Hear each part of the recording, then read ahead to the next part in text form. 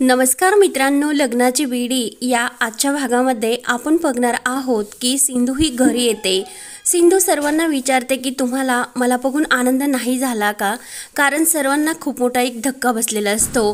काकू म्हणते की काय ग, आम्हाला सोडून गेली त्यावेळेस आमची काय अवस्था झाली असेल याचा विचार का केला नसेल, आणि जेव्हा तू त्या अपघातात गेली हे आम्हाला समजले तेव्हा तर आमच्या घरावर दुःखाचा डोंगर कोसळला होता, पण त्यातून आम्ही कसेबसे स्वतःला सावरले।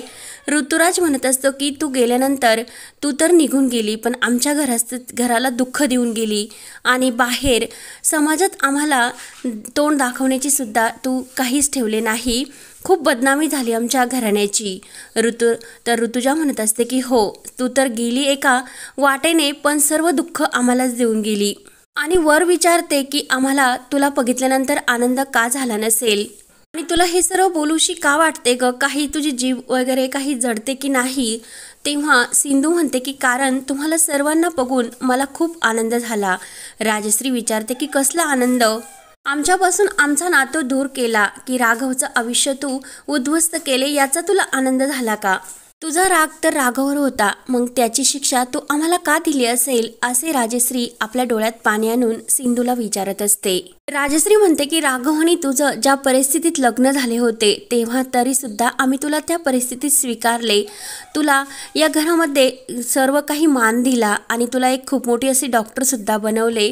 ती आमची खूप मोठी चूक झाली का ग सिंधू, म्हणून त्याची परतफेड तू आम्हाला अशी दिलीस का। आम्हाला सर्वांना बघून तुला इतकाच आनंद झाला, मग इतक्या वर्ष तू जिवंत होती हे आम्हाला तू फोन करून का कळवलेस नाही।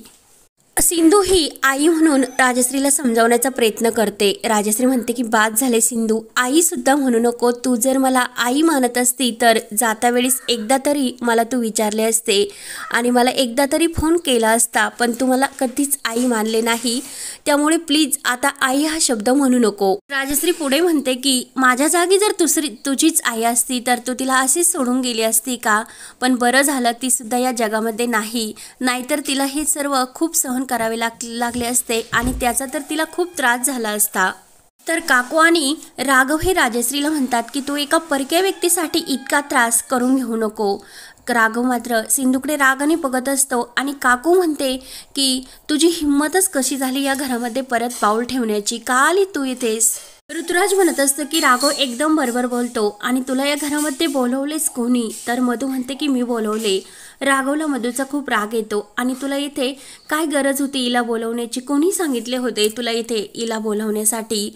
तेव्हा मधू म्हणत असते की हो, अंकुर सुद्धा गमावला तेव्हा मी सुद्धा माझा मुलगा गमावला, आणि आता विनायकची तर अशी अवस्था झाली, ती अवस्था मी आणि तो त्याचा त्रास नाही बघू शकत। आणि तुला काय वाटले लंडनला गेल्यानंतर तुझ्या त्या डॉक्टरांकडून आपला विनू बरा होईल असे तुला वाटते का, पण सिंधूने जो काही मलम हा विनायकला लावण्यासाठी दिला होता त्या औषधाने विनायकमध्ये खरंच खूप बदल झाला होता आणि त्याचा त्रास सुद्धा कमी झाला होता। तेव्हा राघव हा मधूवरच ओरडतो, सिंधू मात्र ही रडतच सर्वांकडे बघत असते। मधू म्हणते की तुमच्या डोळ्यावर फक्त रागाची पट्टी बांधली गेली आहे, पण विनायकला काय त्रास होतो हे तुम्हाला का डोळ्यांनी दिसत नाही। अरे राघव, दहेगावपासून जेव्हा आपण आलो तेव्हापासून विनायक फक्त सिंधू आणि सावीची आठवण काढतो, तो किती खसला, कुणाशी नीट बोलत सुद्धा नाही, त्याची अवस्था तुम्हाला का समजत नाही। मधू म्हणते की मी फोन केला होता कारण विनायक बेशुद्ध पडला होता, तेव्हा मधूने केव्हा फोन केला होता आणि सिंधूला कसे येथे बोलावून घेतले ते सर्व सांगते, कारण सिंधू ही सावीसोबत मुंबईला जाण्यासाठी निघलेली असते आणि मंगेश त्यांना पोहोचवायला हा स्टेशनवर सुद्धा जाणार असतो। तेवढ्यात मधूचा कॉल हा सिंधूला आलेला असतो आणि सिंधूला ती म्हणत असते की सिंधू, खरंच विनायक बेशुद्ध पडला आणि तू खरंच एक आईचं मानशील का। तर सिंधू म्हणत असते की मी विनायकची ट्रीटमेंट केलेली, विनायकच्या बाबांना नाही चालणार, राघव माझ्यावर अगोदरच चिडलेले आहे, आणखीन चिडतील। मधू म्हणत असते की अगं प्लीज, एक आई म्हणून तू माझं हे स्वीकार, म्हणजे मान्य कर आणि येथे ये। राघवचं विनायकवर सुद्धा खूप प्रेम आहे आणि राघवला आणि विनायकच्या काळजीपोटीच मी हे सर्व बोलते, राघवला कसे समजायचे हे मी समजावेल, पण तू प्लीज येथे ये।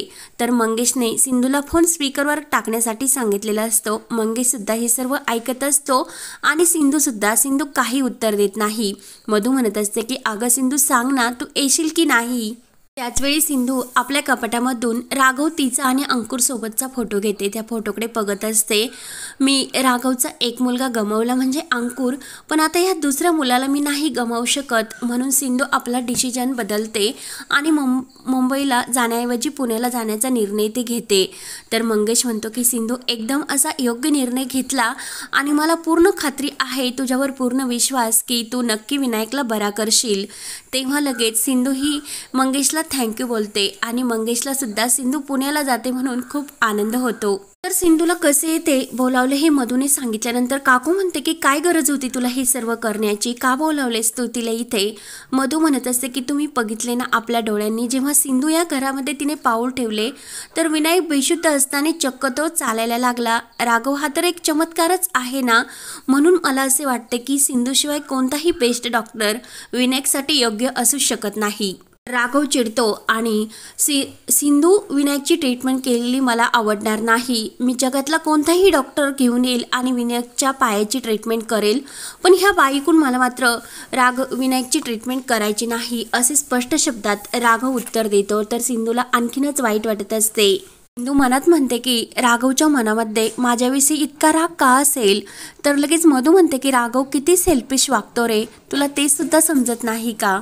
अरे राघव, विनायक हा सावी आणि सिंधूशी किती जोडला गेलेला आहे आणि सिंधूच आपल्या विनायकला बरं करू शकते हे तू का मनाला स्वतःला समजू शकत नाही. राघव म्हणतो की ह्या बाईने जो त्रास मला दिला तो त्रास मला हिच्याकडून विनूला नाही होऊन द्यायचा. मधू म्हणते की अरे विनायकसाठी तरी तू सिंधूवरचा राग थोडा वेळ तरी विसर आणि प्लीज तिला एकदा तरी विनायकसाठी चान्स दे. रत्नाकर सुद्धा म्हणतो की मला राणीचे म्हणणे पडते की आपण सिंधूला एकदा तरी चान्स द्यायला हवा.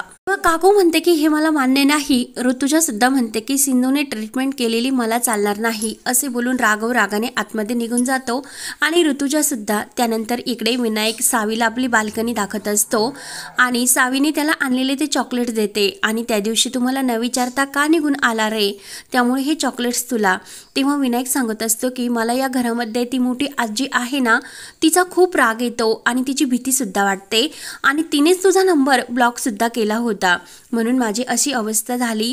मला एक कळत नाही की आपण इतके लहान असताना आपण भांडत नाही, मात्र ही मोठी असणारी माणसं कायम एकमेकांशी भांडत असतात, त्यामुळे मला त्या आजीची खूप भीतीच वाटते. सावी म्हणते की आपण किती काही झाले तरी ह्या माणसासारखं नाही भांडायचं. सावी म्हणते की तुला जर कोणी ओरडले तर तू मला सांग, मी त्यांच्याकडे चांगलंच बघते आणि त्या मोठी आजीला चांगला इंगा दाखवू की नको. तेव्हा विनायकला तर आनंद होतो आणि तूच माझी बेस्ट फ्रेंड आहे असे खुश होऊन तो सावीला बोलतो. विनायक म्हणतो की सावी थांब, मी तुझ्यासाठी एक सरप्राईज घेऊन येतो, म्हणून विनायक आतमध्ये येतो. त्यानंतर इकडे मधू हात जोडून सिंधूला विनवणी करत असते की अगं विनूला खरंच तुझी खूप गरज आहे, तू त्याची ट्रीटमेंट केल्याशिवाय खरंच जाऊ नको, म्हणून ती अशी हात जोडून विनवणी करते. तेवढ्या डॉक्टर म्हणजे राघव एक चेक घेऊन येतो आणि सिंधूला म्हणत असतो की डॉक्टर ही तुमची फीज, यावर तुमची अमाऊंट व्हिजिटिंग अमाऊंट लिहून ठेवा काय असेल ती. तेव्हा सिंधू ही राघवकडेच बघत असते. राघव मात्र तो चेक सिंधूच्या अंगावर फेकतो. सिंधू लगेच तो चेक उचलते आणि IPS राघव हा रत्नपारखी, माझ्या लेकी तुमच्या या पैशाची किंमत, म्हणून तो चेक सिंधू फाडते आणि राघवच्या अंगावर त्या चिटुऱ्या पूर्णपणे फेकून देते. सिंधू रागाने राघवकडे बघत असते आणि हा भाग येथे संपतो. पुढील भागामध्ये राघव हा सिंधूची नाक घासून माफी मागतो आणि प्लीज विनायकसाठी परत माझ्या घरी चला, कारण सिंधू ही परत घरी आलेली असते आणि राघव तिला घेण्यासाठी परत विनायकच्या ट्रीटमेंटसाठी आलेला असतो. तेव्हा सिंधू म्हणत असते की मी का तुमच्याबरोबर येऊ, कोणत्या हक्काने. तेव्हा राघव म्हणतो की प्लीज आणि जबरदस्तीने तो सिंधूला चल म्हणत असतो. तेव्हा सिंधू म्हणते की मी तुमच्याबरोबर एका अटीने येऊ शकते, कारण मी फक्त तेथे विनायकची ट्रीटमेंट करण्यासाठी एक डॉक्टर म्हणून येणार आणि एक डॉक्टर आणि पेशंट इतकेच नाते आपल्यामध्ये राहील. तर राघव हा रागाने सिंधूकडे बघतच असतो. तेव्हा शेवटी राघवला सिंधूला मनवण्यासाठी दहेगावला यावे लागलेले असते आणि चक्क विनायकसाठी. तेव्हा आता सिंधू आणि राघव परत रत्नपारखी कुटुंबात कसे प्रवेश करतात हे पाहण्यासाठी चॅनलला नक्की सबस्क्राईब करत राहा. धन्यवाद.